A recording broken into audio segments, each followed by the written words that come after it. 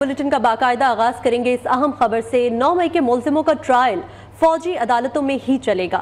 Supreme court ने trial कलअदम करार देने का फैसला मुअत्तल कर दिया। सुप्रीम कोर्ट ने फैसला 5-1 की अक्सरियत से जारी किया। जस्टिस मुसर्रत हिलाली ने 5 जजेस के फैसले के खिलाफ इख्तलाफ किया। अदालती हुक्म के मुताबिक इंट्रा कोर्ट अपीलों पर फैसले तक 102 गिरफ्तार अफराद के ट्रायल का हतमी फैसला जारी नहीं किया जाएगा और फौजी अदालतों में ट्रायल का हतमी फैसला सुप्रीम कोर्ट के फैसले से मशरूत होगा।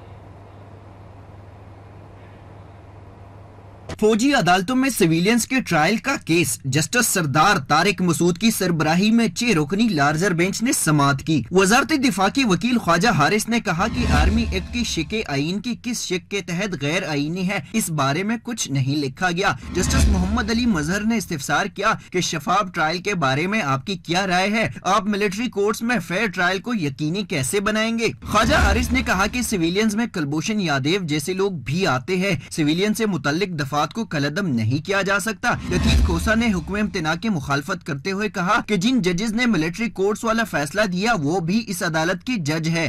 जस्टिस सरदार तारिक मसूद ने इस्तिफसार किया कि सेक्शन 21D कलअदम होने के बाद दहशतगर्दों का ट्रायल कहाँ होगा। अटॉर्नी जनरल ने मिलिट्री कोर्ट्स में ट्रायल चलाने की मशरूत इजाजत देने की इस्तदा की, जिसे अदालत ने मंजूर कर लिया। 6 रुकनी बेंच ने 5-1 के तनासुब से फैसला दिया। जस्टिस मुसर्रत हिलाली ने फैसले से इख्तिलाफ किया। प्रोडक्शन टीम के साथ सईद बलोच, न्यूज़ इस्लामाबाद। इसी अहम खबर पर हम राय ले लेते हैं। इस वक्त माहिर कानून हमारे साथ हैं हाफिज हसन अहमद साहब। बहुत शुक्रिया सर आपके वक्त के लिए। आज 9 मई के मुल्जिमान का ट्रायल फौजी अदालतों में ही चलेगा, ये फैसला सामने आया और सुप्रीम कोर्ट ने ट्रायल जो है कलअदम करार देने का जो फैसला था उसको मुअत्तल कर दिया। इस पर क्या कमेंट करेंगे आप?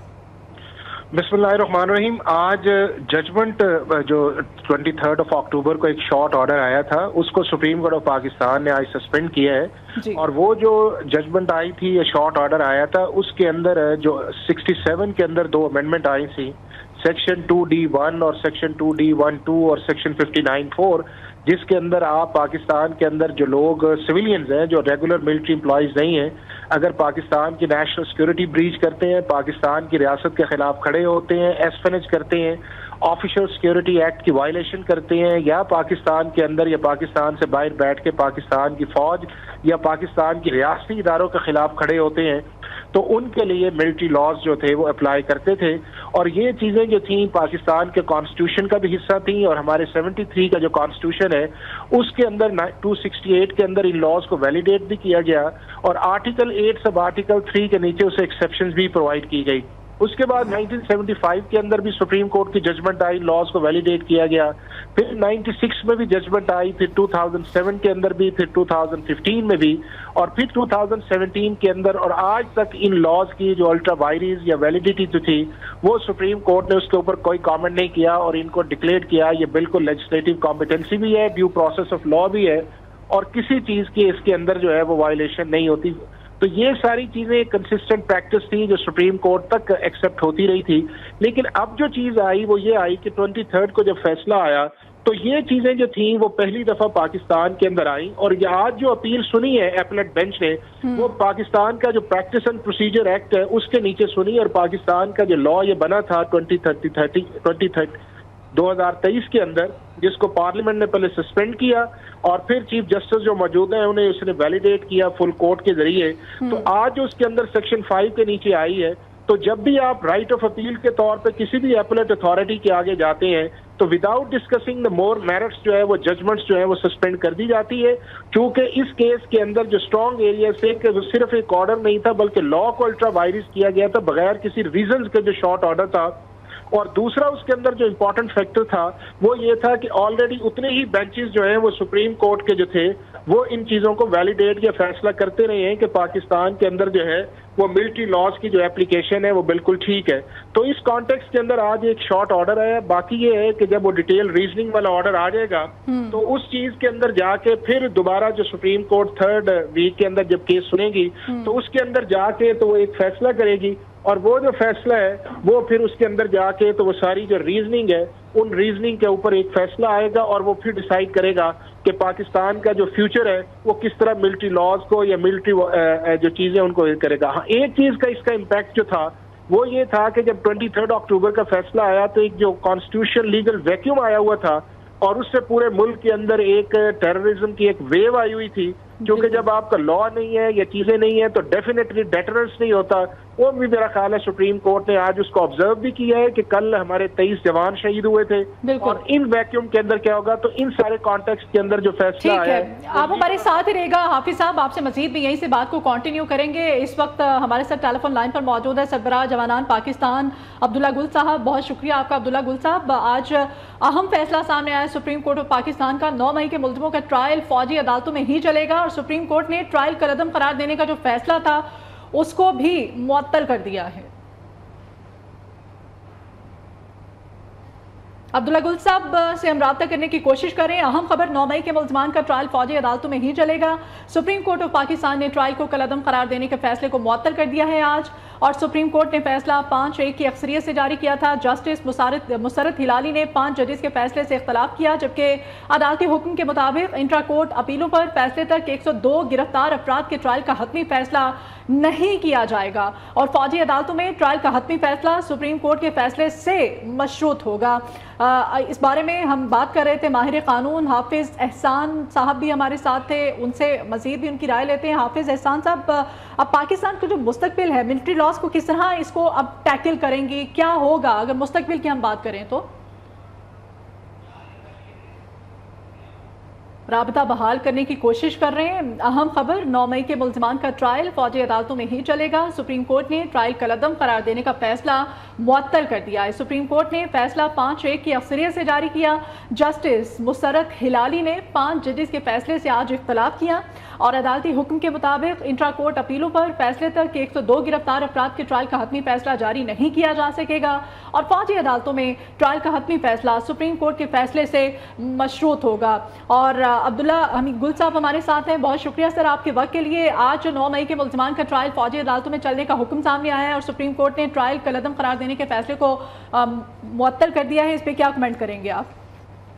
बिस्मिल्लाहिर्रहमानिर्रहीम। देखें, अभी इसकी तफसीलात जो है वो आना बाकी हैं, और मैं समझता हूँ कि ये खुशआइंद है। वक्ती तौर पे तो बहुत खुशआइंद बात है, क्योंकि इससे जो है जो मायूसी छाई हुई थी कौमी इदारों के अंदर और अवाम के अंदर, और उन जो शरपसंद अनासिर हैं उनको जो है पजीराई मिल रही थी, मेरा ख्याल है सुप्रीम कोर्ट के इस फैसले से जो है एक तकवीयत जरूर आई है।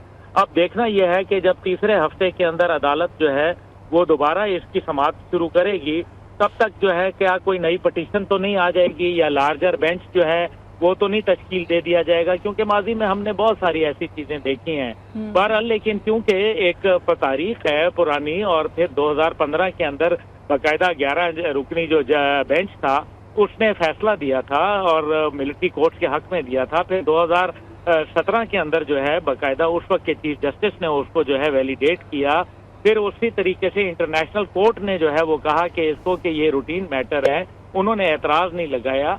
फिर हमें याद है कि इससे पहले जो है जब ये कवानीन बनाए गए 67 और 58 के, तो उसके अंदर बाकायदा जो है ऑफिशियल सीक्रेट एक्ट के हवाले से कई लोगों को जो है ट्रायल हो चुका, और उसके अंदर हजारों लोगों को जो है वो सजाएं हुई इस बात के ऊपर। तो ये ऐसा कोई मामूली बात नहीं है। खुद अदालत कह रही है कि जो ये इकदाम था ये गैर मुनासिब था कि आपने जो है वो बाकायदा साइफर जो है वो लहरा दिया।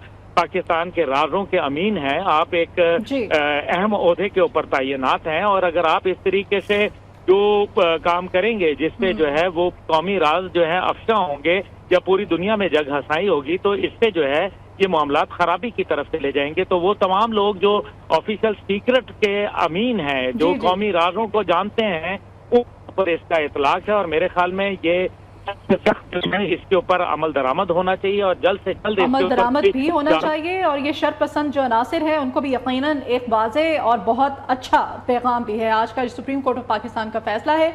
बहुत शुक्रिया आपके वक्त के लिए अब्दुल्ला हमीद गुल साहब। साइफर केस में बानी पीटीआई और शाह महमूद कुरैशी पर फर्द जुर्म आयद, दोनों मुल्जिमान का सेहत जुर्म से इनकार। खुसूसी अदालत के जज अब्बुल हसनात जुल्करनैन ने फर्द जुर्म आयद की। मुल्जिमान पर फर्द जुर्म आयद होने के बाद साइफर केस का बाकायदा ट्रायल अडियाला जेल में शुरू हो जाएगा। अदालत ने चालान की नकल, नोटिफिकेशन और मीडिया रसाई से मुताल्लिक 6 मुतफरिक दरखास्तों को निपटा दिया। और ये टेक्नोलॉजी प्राइवेट सेक्टर के पास है। तो आज जो काबीना ने बड़ा फैसला लिया है स्पेस पॉलिसी को अप्रूव करके, वो ये लिया है कि अब प्राइवेट सेक्टर भी पाकिस्तान में आके ये सर्विसेज ऑफ़र कर सकेगा। और इसमें बहुत सारी कंपनीज़ हैं जो ये ऑफ़र कर रही हैं, स्टारलिंक है, लियो है, वन वेब है, बहुत सारी कंपनीज़ हैं जो ये वाली सर्विसेज ऑफ़र कर रही हैं। और हमने आज पॉलिसी जो बनाई वो बैलेंस्ड पॉलिसी है। इसका मतलब है कि स्पार्को और पाकसैट जो कि सरकारी इदारे हैं वो भी सैटेलाइट कम्युनिकेशन, सैटेलाइट इमेजिंग और ये तमाम सर्विसेज प्रोवाइड करते रहेंगे, और जितने सरकारी इदारे हैं वो उन्हीं से सर्विसेज लेते रहेंगे। लेकिन जो प्राइवेट सार्फिन हैं वो अब लो ऑर्बिट सैटेलाइट की जो न्यू टेक्नोलॉजी है प्राइवेट सेक्टर में उससे मुस्तफ़ीद हो सकेंगे। अब जी हमने जो कदम लिया, अब इसका ऑफ कोर्स अगले जो लॉजिकल स्टेप्स हैं वो ये कि यू वुड सी कि पाकिस्तान में अगले महीने 2 के अंदर ये प्राइवेट कंपनीज अपनी सर्विसेज ऑफ़र करना शुरू कर देंगी। और ये जो स्पेस पॉलिसी बनाई गई इसमें इसको बहुत, क्योंकि स्पार्को हमारा नेशनल स्पेस प्रोग्राम है, उसको प्रोटेक्ट करना, उसके लिए फ़ंडिंग क्रिएट करना ताकि उसकी जिद्दत में, उसकी एडवांसमेंट में उन पैसों को इन्वेस्ट किया जा सके। वो तमाम मॉडल जो तश्कील दिया गया वो यूँ दिया गया कि प्राइवेट सेक्टर आके सर्विसेज ऑफ़र भी कर सके, उनके रेवेन्यू से एक फ़ंड मॉडल जो तश्कील दिया गया वो यूँ दिया गया कि प्राइवेट सेक्टर आके सर्विसेज ऑफ़र भी कर सके, उनके रेवेन्यू से एक फ़ंड बन जाए, उस फ़ंड को हम अपने स्पेस प्रोग्राम में इस्तेमाल करें ताकि स्पार्को भी अपनी नई सैटेलाइट्स बना सके, उसके ऊपर तहकीक कर सके, और जो नेशनल हमारा स्पेस प्रोग्राम है उसको हम फंड कर सकें। तो ये नेशनल स्पेस पॉलिसी है, इसको तकरीबन 3 माह लगे हैं। This is between us, SUPARCO, SPD, Paksat and ministry of defence. तो इसमें बहुत सारे स्टेक होल्डर्स इन्वॉल्व थे जिनकी कंसल्टेशन के बाद फाइनली पॉलिसी तश्कील दी गई जो आज कैबिनेट ने अप्रूव कर दी। दूसरा बड़ा फ़ैसला ये है कि पाकिस्तान में आप सब देखते हैं कि अब आहिस्ता आहिस्ता, क्योंकि हर चीज़ डिजिटाइज़ हो रही है, हम तमाम सोशल मीडिया इस्तेमाल करते हैं, तो साइबर क्राइम के जो वाक़यात हैं वो भी बढ़ रहे हैं, उनकी नोयत भी जो है संगीन होती जा रही है और वो वाइड स्प्रेड है। और साइबर क्राइम्स में बहुत तरह के फाइनेंशियल क्राइम्स शामिल हैं, सोशल मीडिया के ऊपर हरासमेंट है, and so on and so fourth. बहुत सारे साइबर क्राइम, साइबर बुलिंग अब कॉमन होती जा रही है, क्योंकि हर कोई सोशल मीडिया इस्तेमाल करता है, हर कोई डिजिटल टेक्नोलॉजी इस्तेमाल करता है कम्युनिकेट करने के लिए, कनेक्ट करने के लिए।